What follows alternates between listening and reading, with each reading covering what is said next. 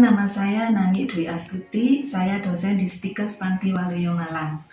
Pada kesempatan ini, saya akan menjelaskan mengenai pernyataan diri dosen dalam Punjuk Tridharma Perguruan Tinggi atau PDD UKPT dalam bidang pengajaran. Untuk semester ini, saya mengampu beberapa mata kuliah, yaitu keperawatan gerontik, keperawatan dasar, dan keperawatan anak. Pada saat ini, saya akan menjelaskan salah satu deskripsi dari mata kuliah yang saya ampu, yaitu mata kuliah keperawatan gerontik. Mata kuliah ini berbobot 4 SKS yang terdiri dari 3T, tatap muka, dan 1P praktikum. Mata kuliah ini ada di semester 5 pada Prodi S1 Keperawatan dan diampu oleh 4 orang dosen. Adapun deskripsi mata kuliah ini, bahwa fokus mata ajar keperawatan gerontik ini membahas mengenai konsep dasar keperawatan gerontik, berbagai teori keperawatan gerontik, dan asuhan keperawatan dalam pemenuhan kebutuhan dasar lansia. Penerapan dari proses asuhan keperawatan gerontik meliputi pembahasan mengenai kebutuhan bio, psiko-sosial, dan spiritual pada lanjut usia dengan sasaran baik lansia individu, lansia yang ada di keluarga, maupun kelompok ataupun komunitas. Pembahasan mata ajar ini meliputi teori dan praktikum di laboratorium dalam pemenuhan kebutuhan lanjut usia dengan gangguan bio, psiko-sosial, dan spiritual. Adapun kemampuan yang diharapkan dari proses pembelajaran pada mata kuliah gerontik ini adalah mahasiswa diharapkan mampu menjelaskan konsep dan teori dari proses menua, mampu menyusun asuhan keperawatan gerontik baik di kelompok khusus di panti maupun di komunitas, serta melakukan tindakan asuhan keperawatan pada lansia sesuai dengan SOP. Untuk materi pembelajaran ada teori dan praktikum. Untuk teori meliputi konsep penuaan secara sehat, sejarah keperawatan gerontik, kompetensi perawatan gerontik, falls prevention atau pencegahan jatuh pada lansia, peran perawat gerontik, perubahan normal pada lansia, kebutuhan fungsi tubuh lansia, serta konsep asuhan keperawatan pada lansia. Sedangkan materi di praktikum adalah mengukur status fungsional tubuh lansia, melakukan pengkajian lansia baik di komunitas maupun di panti, mengaplikasikan komunikasi secara terapeutik pada lansia, serta mampu mengaplikasikan atau mengimplementasikan tindakan keperawatan pada lansia dengan berbagai macam permasalahannya. Untuk sistem pembelajaran atau metode perkuliahan, proses pembelajaran pada mata kuliah keperawatan gerontik ini dilakukan melalui teori dengan pendekatan Student Center Learning atau SCL dan praktikum di laboratorium yang ada di kampus.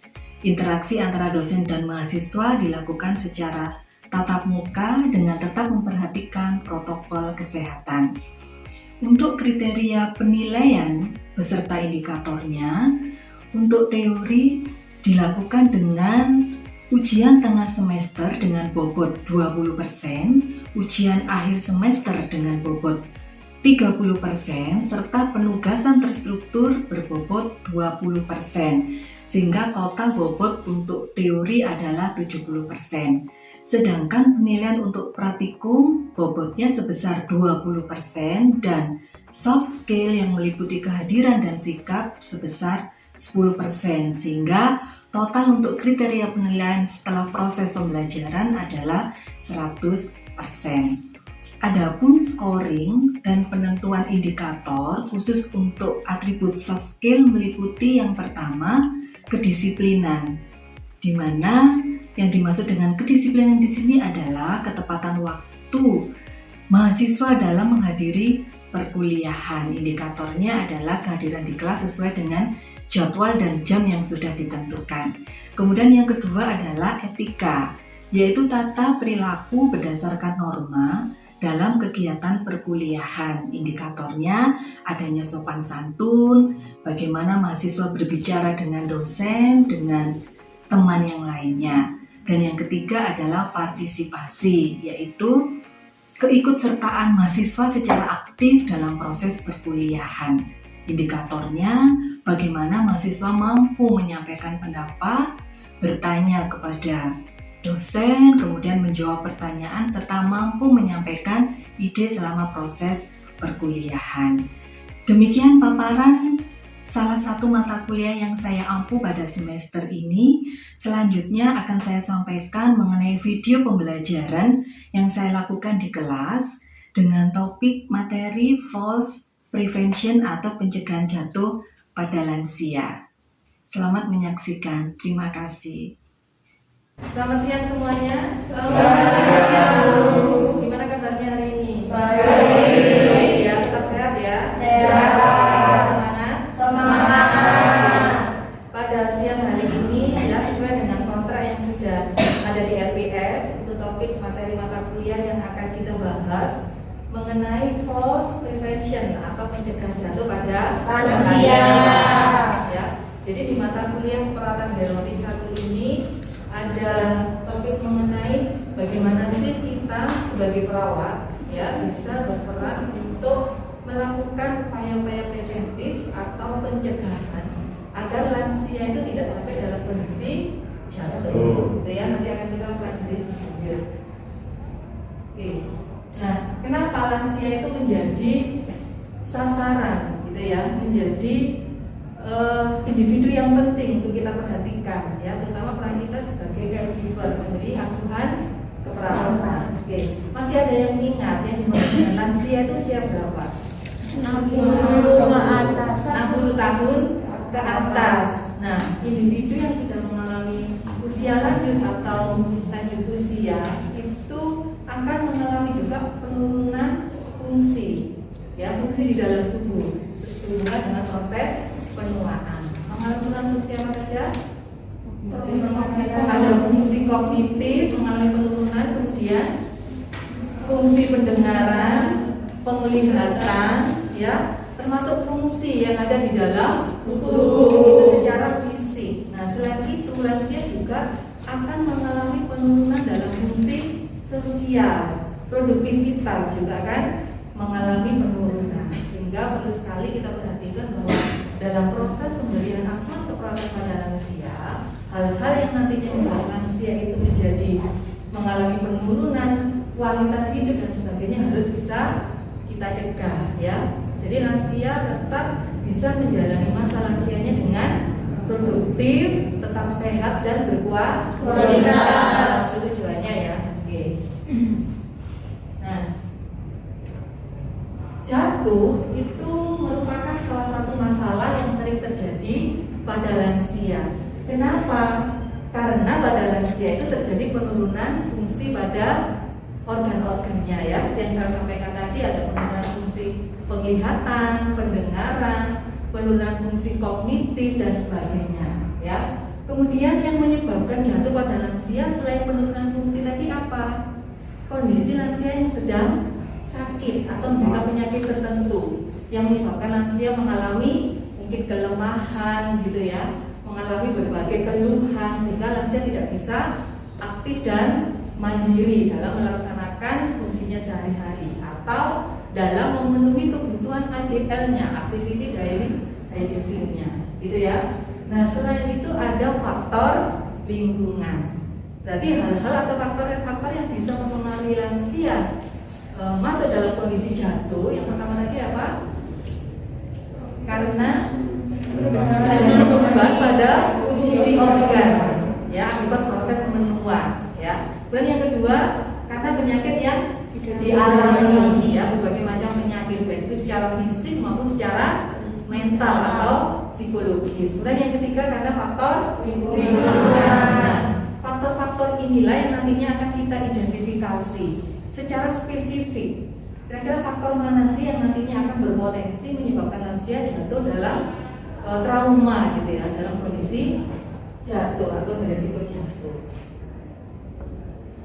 Nah, tujuan utama pencegahan jatuh pada lansia itu ada dua ya tujuannya.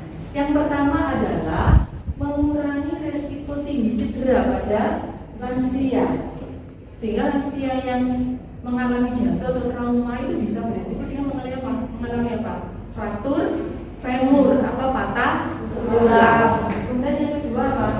Pelvic fraktur atau fraktur pada daerah pelvic atau panggul misalnya ya.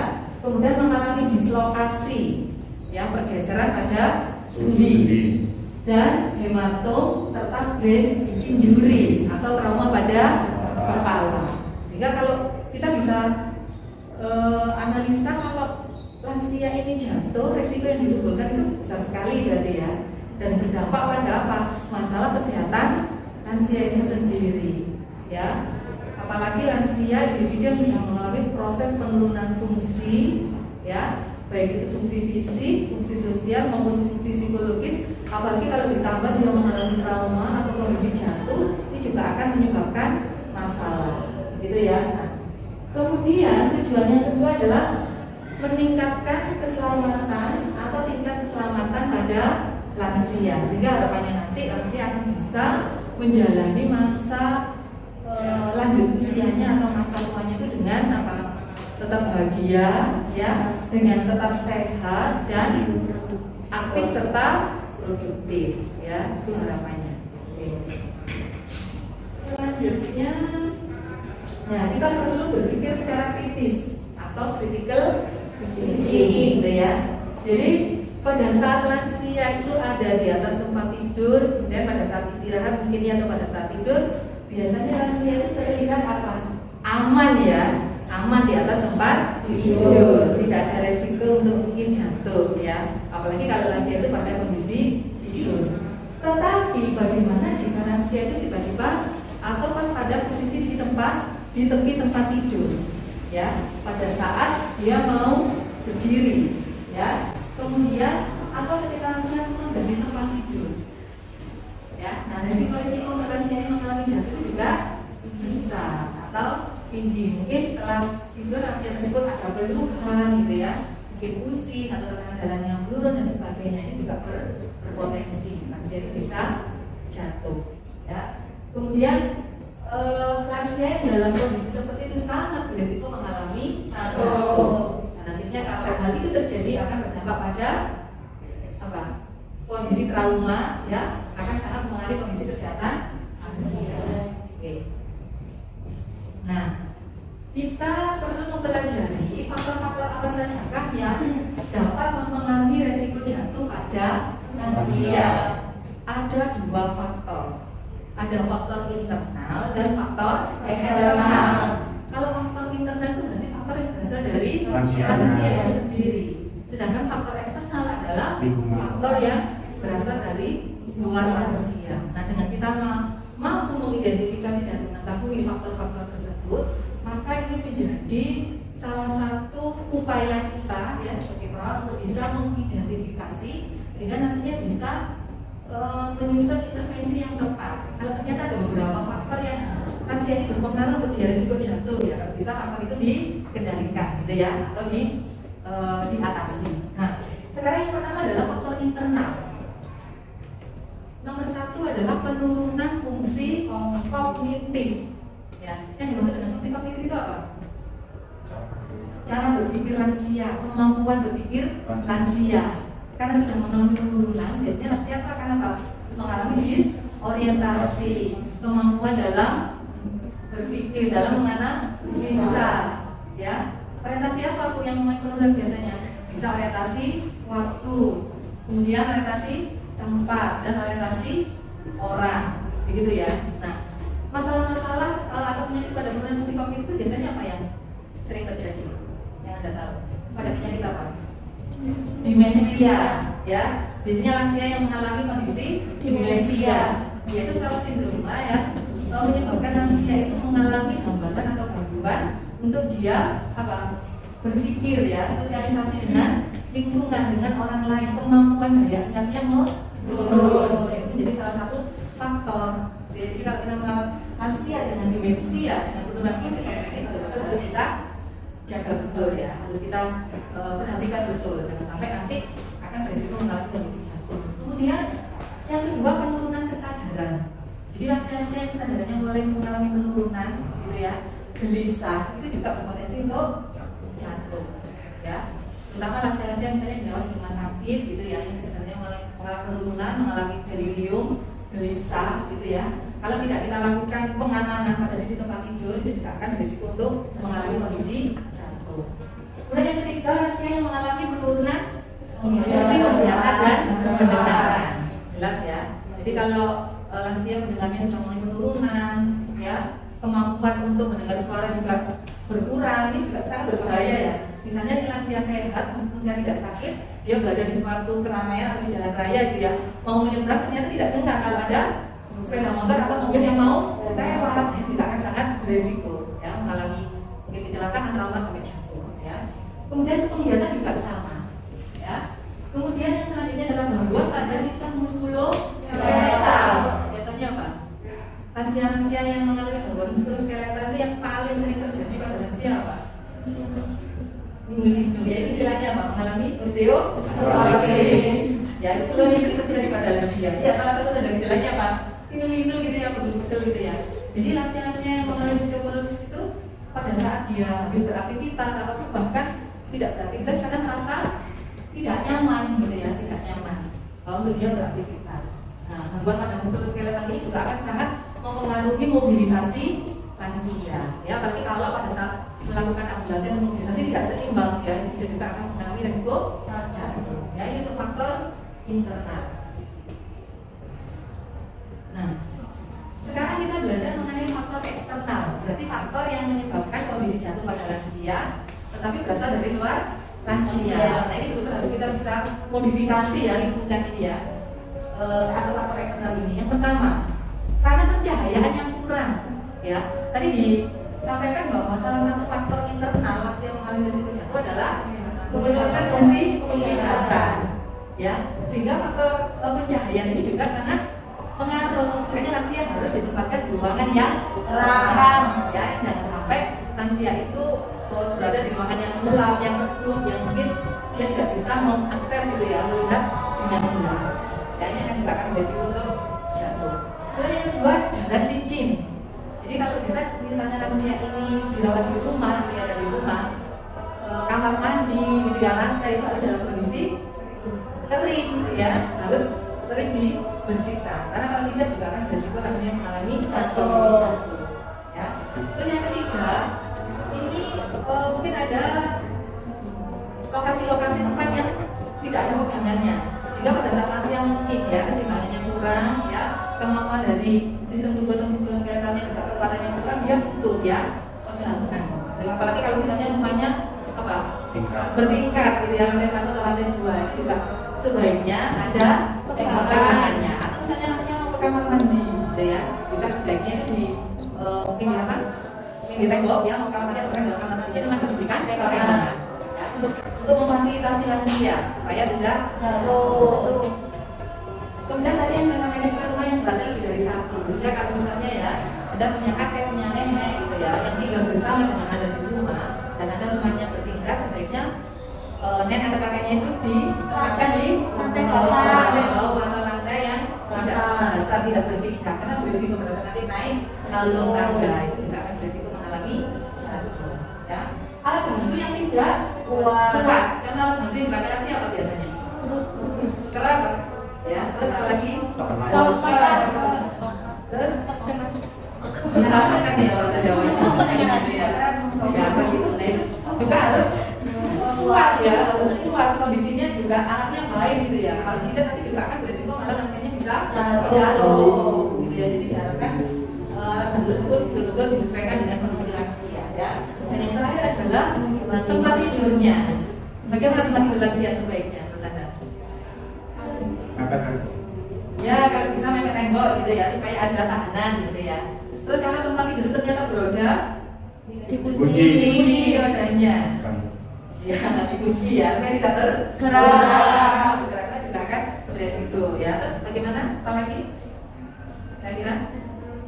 Tidak terlalu tinggi ya. Jadi posisi tempat tidur tidak terlalu tinggi, jaraknya dengan lantai. Misalnya pada saat lansia bangun ya, jadi dia tidak kesulitan untuk turun ya, namanya seperti itu. Selain itu, tempat tidur yang bagaimana lagi?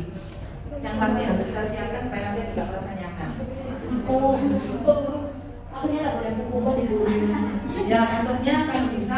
Jangan yang ini ya, apa?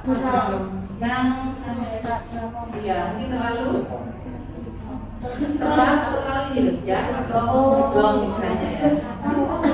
Kurang isinya ya, kurang isinya itu juga berisiko lansia tidak nyaman atau basah ya, spraynya basah itu juga lansia tidak nyaman dia bisa tidur juga nanti berisiko terhadap kondisi jatuh, gitu ya. Nah, ini beberapa faktor yang bisa mempengaruhi kondisi jatuh pada lansia. Kita sebagai perawat ini sebenarnya memiliki sebuah instrumen ya, instrumen alat ukur untuk mengidentifikasi ya apakah lansia ini berpotensi jatuh atau tidak. Sehingga nanti kita akan bisa mengetahui dari hasil skor penghitungan ini lansia ini termasuk skornya berapa, gitu ya. Apakah masuk dalam kategori resiko rendah, resiko sedang atau tinggi, atau bahkan tidak resiko, gitu ya. Nah, nama instrumennya adalah penilaian resiko jatuh pada lansia dengan menggunakan Moore Small Scale ya, yang dikemukakan oleh Moore tahun 2009 mengenai instrumen yang bisa kita pakai untuk melakukan penilaian ya, penilaian jatuh pada lansia. Nah, ini yang biasanya dipakai pada pasien lansia adalah menggunakan MFS atau Moore Small Scale ya, yang dikemukakan oleh Moore tahun 2009 ya. Ya. Nah, bagaimana untuk cara mengidentifikasi atau menilai menggunakan instrumen tersebut, termasuk skornya berapa ya? Kita akan belajar dari buku panduan yang sudah dibagikan ya, buku panduan praktek perawatan gerontik halaman 55. Mungkin yang sudah mendapatkan bisa dibuka ya untuk buku panduan tersebut. Kita pelajari bersama-sama.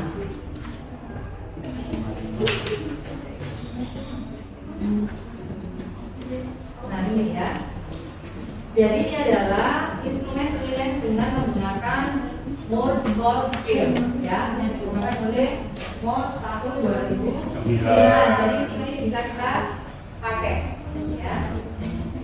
Nah, di dalam instrumen ini ada faktor resiko, ada skala, kemudian ada skor ya. Jadi yang pertama kita identifikasi atau kita kaji untuk riwayat jatuh ya. Jadi kita lakukan anamnesa ya, kita tanya lansianya pernah jatuh ataukah tidak. Kalau pernah maka skornya 25. Tetapi kalau tidak pernah jatuh skornya 0 ya, seperti itu.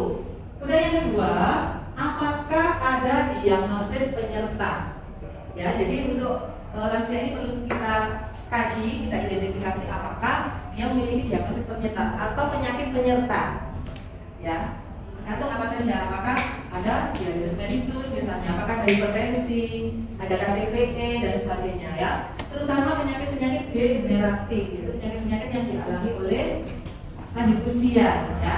Nah, kalau ada itu skornya adalah 15. Sedangkan kalau tidak ada skornya 0. Kemudian yang ketiga adalah apakah ada alat bantu yang dipakai oleh lansia untuk berpindah.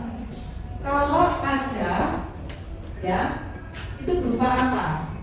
Kalau alat bantunya itu berupa perabotan seperti kursi, meja gitu ya dan sebagainya, itu nilainya 30 ya. Artinya lansia itu betul-betul apa? Tergantung ya, membutuhkan bantuan pada saat dia berpindah atau pada saat dia melakukan aktivitas. Kemudian kalau alat bantunya adalah walker, nilainya 15. Kalau tidak ada alat bantu yang dipakai, nilainya 0. Kemudian penggunaan obat IV, ini atau intravena ya, atau heparin, jadi obat tertentu yang untuk ini ya, menjaga pembualan darah ya. Kalau menggunakan obat ya, obat IV ini bisa mungkin dipasang infus gitu ya, atau pasien-pasien lansia yang mendapatkan pengobatan atau terapi intravena menggunakan obat jenis penyakit tertentu. Nah, itu nilainya skornya adalah 20. Tetapi kalau tidak menggunakan ya obat bualan heparin atau obat IV gitu ya, skornya adalah 0. Kemudian yang selanjutnya adalah cara berjalan. Nah, cara berjalan ini bagaimana ya cara berjalan atau berpindah? tidak mampu ya berjalan atau bertindak secara mandiri, ya dilakukan secara mandiri, maka nilainya adalah 20 ya. Kemudian kalau lemah nilainya 10. Sedangkan normal atau mobilisasi adalah 0 ya. Berarti yang paling besar nilainya berapa? 20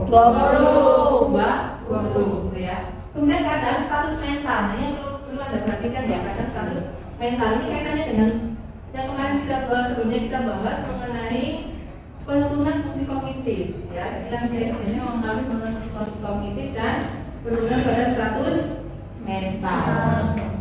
Apakah mudah lupa? Nah ya, pada pasien-pasien lansia dengan demensia biasanya mudah lupa gitu ya. Pada pasien dengan penurunan fungsi kognitif juga seperti itu. Kalau mudah lupa nilainya 12. Kalau orientasinya baik nilainya 0. Ya, mudah lupa ini berarti terkait dengan orientasi. Kalau kita mau mengkaji lansia terkait dengan orientasi, maka jangan lupa kita kaji mengenai orientasi terhadap waktu, tempat, orang. Nah, kalau mau mengkaji orientasi terhadap waktu, apa yang perlu kita tanyakan? Tanggal berapa sekarang? Sekarang tanggal berapa? Hari apa? Tanggal lahirnya. Tahun berapa? Gitu ya? Ya. Waktu. Sekarang siang, pagi atau Malam. Kalau orientasi tempat? Sekarang di mana? Sekarang tinggal di mana? Di negara mana? Di ruang apa? Misalnya ya. Ya. Kalau orientasi orang? Siapa? Namanya siapa? Presiden yang sekarang? Siapa? Sekarang dia lagi bicara dengan siapa, yang jelas berarti kita memperkenalkan diri ya sebelumnya. Ya. Gitu ya. Oke. Nah, setelah itu kita lakukan penghitungan skor tadi ya, mulai dari yang poin awal tadi. Nah, untuk kesimpulannya, kalau skornya lebih dari 45 itu berarti resiko Tinggi. yang di belakang ya. Kalau skornya lebih dari 25 sampai 44 berarti resiko Sedang. Sedangkan skor 0 sampai 24 berarti resiko Ringan. Kalau 0 berarti Ada resiko. ada resiko. Nah, pertanyaan saya sekarang, kalau Anda sekarang mengetahui hasil dari penghitungan skor tadi, nah itu manfaatnya apa? Atau kepentingannya apa? Tujuannya apa? Kita tahu lebih menjaga. Kalau misal, ya. Berarti bisa untuk dilakukan sebagai antisipasi. Menjaga. Ya, berarti intervensi untuk lansia yang skornya dengan resiko tinggi dengan resiko sedang sama enggak? Tidak. Ya, dengan yang tidak beresiko Berbeda. Tetapi kalau misalnya nanti Anda mendapatkan hasil skornya itu 0 ya, artinya tidak beresiko atau ringan, bukan berarti bahwa lansia ini terus kita abaikan, begitu ya? Iya. Kita mengacu pada tadi faktor-faktor yang bisa berpengaruh terhadap jatuh pada lansia. supaya itu tidak menjadi faktor atau indikasi yang menyebabkan lansia Jatuh. begitu ya? Iya. Kemudian untuk instrumennya ini, jadi nanti Anda kalau misalnya melakukan suatu perawatan pada pasien lansia ya berarti kemudian ini mengetahui apakah ada risiko jatuh atau tidak, bisa memakai instrumen ini ya untuk mengidentifikasi gitu ya, untuk penghitungan skor dan sebagainya. Oke, ada pertanyaan? Belum. Kalau tidak ada dan belum ada pertanyaan, saya rasa untuk instrumen ini sudah cukup ya. Sudah. Nanti akan kita lanjutkan dengan saya berikan kasus nanti ya, kita analisa, diskusikan kira-kira lansia ini mendapatkan skor berapa gitu ya dengan kondisi yang ada di kasus tersebut gitu ya. Oke, saya akhiri, selamat siang semuanya. Selamat siang, Bu. Terima kasih. Sama, semoga bermanfaat ya. Iya, Bu.